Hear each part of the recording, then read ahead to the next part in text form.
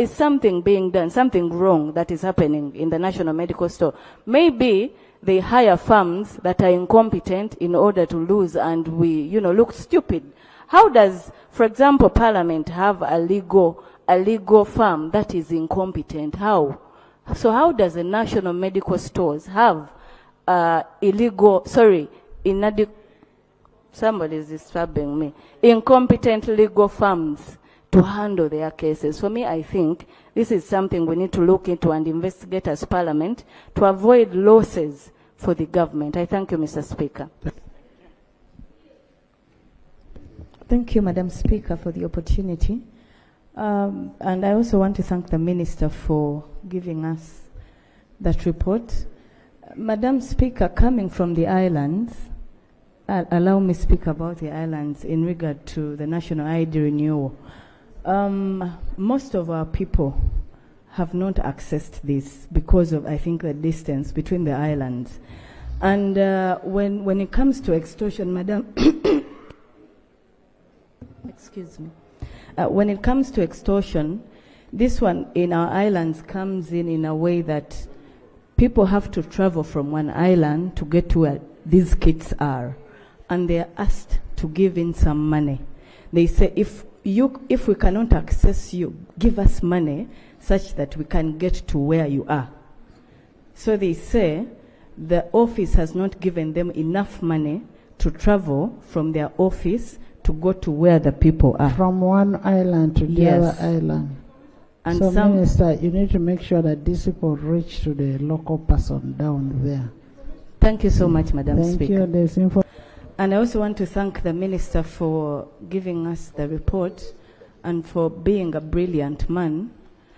No wonder he comes from Sese Islands, Madam Speaker. On page 418, there is what my brother, Honorable Okello, talked about, the multinational Lake Victoria Maritime Communication and Transport Project. Communication, Madam Speaker, is about rescue centers and rescue boats. Government has so far bought rescue boats. The rescue centers have not yet been constructed. One in Misonzi, in my area, Kalangala, the contractor was withdrawn. He was not given the contract because he failed. I would like to know from the Minister how far you are with getting another contractor to construct the rescue center in Misonzi. And then, Madam Speaker, why do we want to have rescue centers?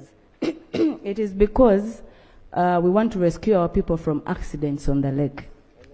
Unfortunately, we are not looking at marking dangerous spots on the lake.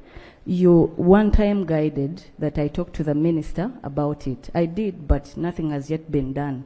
We need to find a solution. If we want to remove this problem, my apologies. The solution, the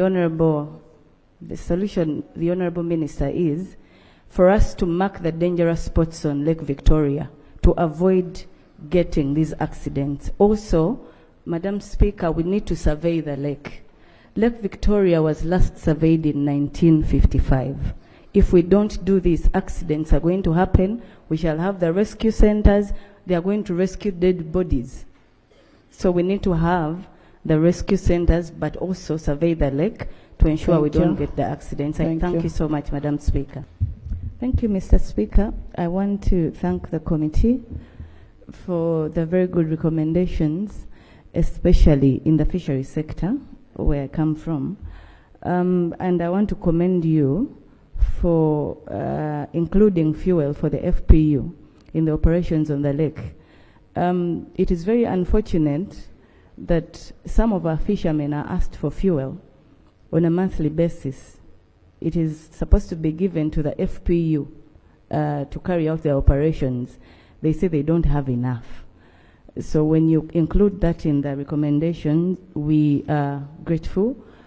But I'm also thinking this is robbery during broad daylight, because if you ask the people, you're supposed to do operations for money, it is unfair to them. Then also, Mr. Speaker, In the committee recommendations, we talked about seedlings, but I represent a fisheries community.